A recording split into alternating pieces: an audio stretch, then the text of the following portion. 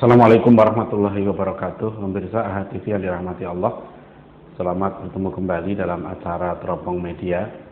Pagi ini kita membahas tema tentang masalah pendidikan ya. Ada berita di merdeka.com yang berjudul kabar baik ya, ITB, UI dan IPB tembus ranking terbaik dunia. Jadi ada survei yang diselenggarakan oleh QS World University Ranking ya, by subject ya, melansir daftar kampus terbaik sejagat berdasarkan kategori disiplin ilmu atau jurusan. Pada daftar yang dilansir pada Selasa 28 April ini, berarti sudah 2 bulan yang lalu ya, 3 kampus asal Indonesia masuk daftar 400 besar. Pertama ITB ya, masuk 100 besar pada jurusan seni dan desain, jurusan teknik keminyakan dan teknik informatika. Ya, ini juga masuk dalam 100 besar. UI Universitas Indonesia masuk ranking 400 besar untuk jurusan kedokteran umum. Dan juga IPB Institut Pertanian Bogor masuk jurusan pertanian dan kehutanan. Ya, masuk ranking 150 terbaik di dunia.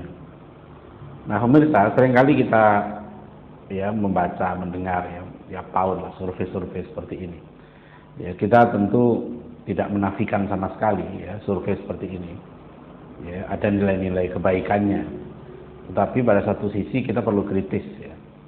Dalam arti karena survei-survei ini sangat sangat didasarkan kepada penelitian istilahnya itu jumlah ya, misalnya bukan pada kualitas, misalnya rasio dosen mahasiswa ya sekian ya, kemudian karya publikasi ya berapa jumlahnya gitu ya. Nah, jadi tapi apakah substansinya ya sebetulnya betul-betul ranking itu tercapai belum ya. Saya tahu ada satu universitas di Malaysia, rektornya itu kemudian dia sudah tahu ya standar untuk menembus ranking dunia itu seperti apa gitu ya, secara manajerial. Kemudian dia ketika dia menjadi rektor gitu ya, dia konsentrasikan saja kampus itu di situ. Ya, bagaimana misalnya manajerialnya, bagaimana ini dan seterusnya. Yang penting nanti ketika disurvei gitu ya, kampusnya masuk menembus. Dan itu bisa menjadi ajang promosi. Nah, pemirsa, pada satu sisi teknik-teknik survei seperti ini kita perlu cermati ya, karena ada hal yang lebih substansial daripada angka ya. Sebagai contoh saya begini, memang secara aturan ya Dirjen dari Dikti dulu pernah menyatakan bahwa ya rasio misalnya mahasiswa dan dosen itu ya secara tidak boleh lebih dari misalnya 1:45 gitu ya, itu rasionya. Tapi sebetulnya di lapangan kita menjumpai tidak mesti seperti itu. Sebenarnya tergantung juga pada kualitas dosennya dan kualitas mahasiswanya, gitu ya. Nah, itu yang kemudian tidak tercatat di dalam survei itu. Ya. Ini kualitatifnya tidak sempat tercatat. Ya. Misalnya jurnal ada sekian, ya, yang terbit. Ya. Tapi kemudian kita tanya, jurnalnya itu bermanfaat atau tidak? Yang ditulis itu benar atau tidak? Ya, yang ditulis itu misalnya apakah itu karya sendiri gitu ya, atau karya mahasiswanya, atau karya orang lain yang diatasnamakan dia. Nah, itu tidak terpantau. Jadi nilai-nilai ini kita bersyukur lah ada beberapa kampus yang masuk dalam ranking dunia ini, paling nggak untuk jadi bahan berita ya. Tapi sekali lagi internal kita di dalam kampus ya perlu lebih substansial lagi. Ya, terutama kalau kita kaitkan dengan tujuan pendidikan ya, di dalam negara kita adalah tujuan pendidikan kita membentuk manusia yang beriman, bertakwa ya, cerdas, kreatif, mandiri ya, berakhlak mulia dan seterusnya. Nah, ini justru tidak tersentuh gitu ya. Survei-survei ini nggak ada survei akhlak dosen, akhlak mahasiswa, itu tidak ada. Padahal ini yang paling penting sebenarnya ya. Jadi pemirsa, ini kita harus kembalikan ya kepada hakikat pendidikan kita dari pendidikan dasar sampai pendidikan tinggi. Apa sebetulnya yang mau kita capai? Kalau mau cari orang Indonesia yang pintar, sebetulnya banyak sekali. bahkan di kampus-kampus tersebar di berbagai penjuru dunia dan juga di perusahaan-perusahaan berkelas internasional gitu ya. Banyak bisa kita jumpai orang-orang Indonesia yang mampu ya bersaing dengan kualitas intelektual dan bahkan juga para ahli ya di berbagai bidang. Tapi kita sudah mengalami ya, kita pernah punya misalnya IPTN yang dulu karyawannya sempat mencapai sekitar 25.000 orang. Sekarang saya tidak tahu, beberapa tahun yang lalu katanya tinggal 3.000. Nah sekarang ini berapa? Saya belum update data IPTN itu. Ya, kemana larinya? Padahal yang masuk ke situ dulu adalah ranking-ranking 1, ya, kualitas-kualitas terbaik dari intelektual di Indonesia dikirim ke berbagai universitas yang top level di dunia, gitu ya. Dan ternyata kemudian setelah kembali, gitu masalahnya. Ya, kita tidak mampu menampung mereka, yang terjadi kemudian brain drain. Yang terjadi kemudian adalah potensi-potensi intelektual kita yang tinggi itu ya, dimanfaatkan oleh negara-negara lain. Ya, jadi kalau kita sekarang ini bicara di Brazil, ya, ada pembuatan pesawat kalau tidak salah N2130, ya, ada di Malaysia, ya, kita lihat di Petronas Malaysia itu. Saya tanya ada sekitar 150 ya, ahli perminyakan Indonesia yang bekerja di Petronas. Ya, kita pergi coba ke Boeing, saya pernah ketemu di Airbus, ya, banyak sekali juga pekerja-pekerja Indonesia di tingkat tenaga ahli. Ya, bukan hanya di tingkat bawah. Nah, pemirsa, ini penting untuk menjawab problematika kita ya, bahwa pendidikan kita bukan semata-mata menghasilkan berapa jumlahnya, berapa rasionya, tapi mental gitu ya, akhlak, ya, semangat, spirit itu untuk berprestasi. Ya, bahkan juga menurut saya semangat untuk berkorban. Ya, karena kalau orang punya ilmu yang tinggi, ya kita bangga sekarang banyak pakar-pakar kita yang bekerja di luar dipakai di negara-negara asing. Ya, tapi saya berharap pemerintah kita gitu sanggup lah ya menarik mereka gitu ya supaya kembali ke Indonesia dan membangun sesuatu yang berarti di Indonesia gitu ya, sesuatu yang sangat tinggi nilainya.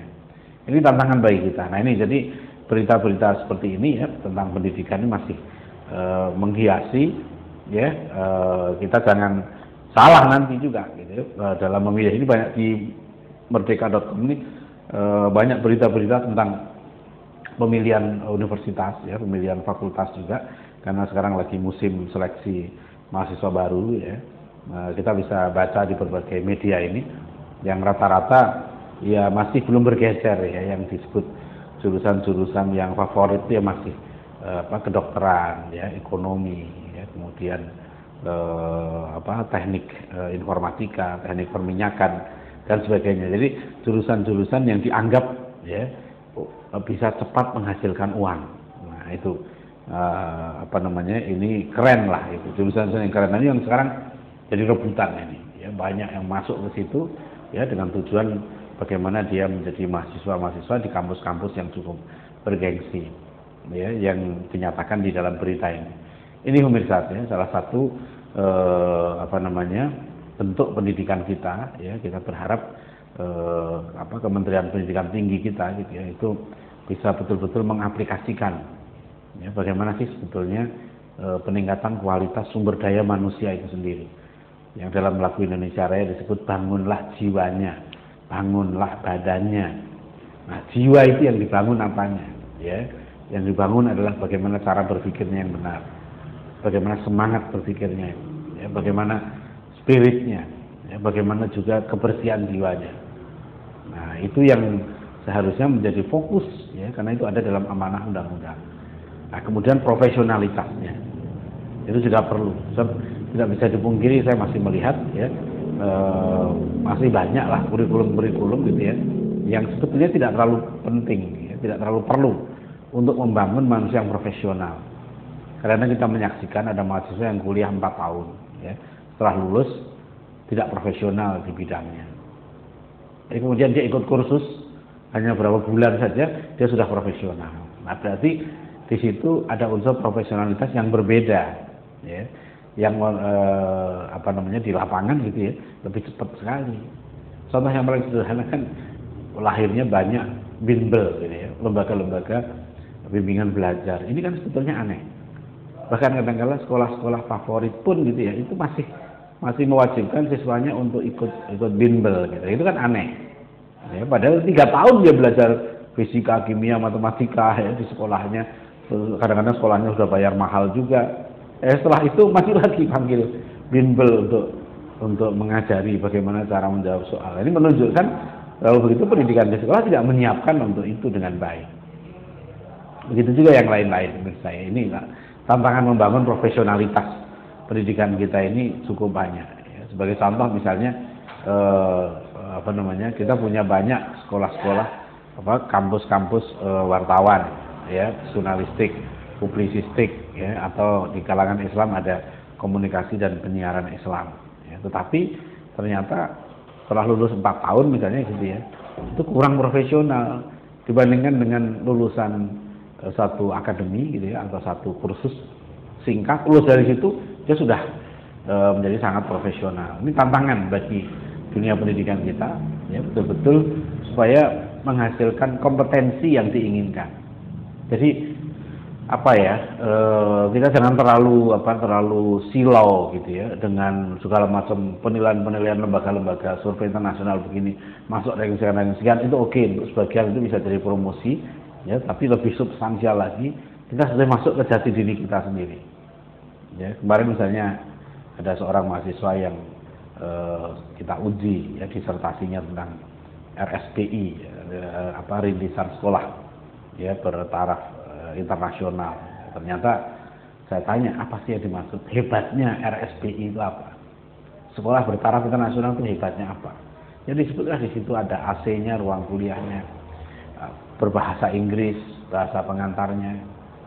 Nah saya tanya, apakah kalau orang berbahasa Inggris itu berarti pintar? Ya, sedangkan di Inggris saja orang yang paling bodoh di sana itu berbahasa Inggris juga. Artinya tidak menjamin gitu ya, orang bahwa kalau kita kembangkan bahasa Inggris terus otomatis menjadi pintar, enggak juga. Ya, lihat di Jepang, lihat di Korea, ya, lihat di berbagai negara lain yang mereka tetap bangga dengan bahasanya. Jadi dengan bahasa Indonesia kita ini sebenarnya kita mampu mengembangkan sains dan teknologi. Tapi bahasa Inggris perlu dikuasai karena literatur utama, bahkan literatur penting sekarang dalam berbagai bidang studi memang ditulis dalam bahasa Inggris sekarang ini ya. Jadi bahasa Inggris itu penting tapi jangan berlebihan ya, seolah-olah itu menentukan segala-galanya. Tidak. Yang menentukan nanti sukses tidaknya seseorang itu adalah sikap dia itu, bukan hanya wawasan dia, tapi lebih penting lagi adalah sikapnya ya, mentalnya ya, keberaniannya, itu yang lebih menentukan. Nah demikian pemirsa, kita bertemu kembali nanti dalam sesi berikutnya dari acara Teropong Media kita. Assalamualaikum warahmatullahi wabarakatuh.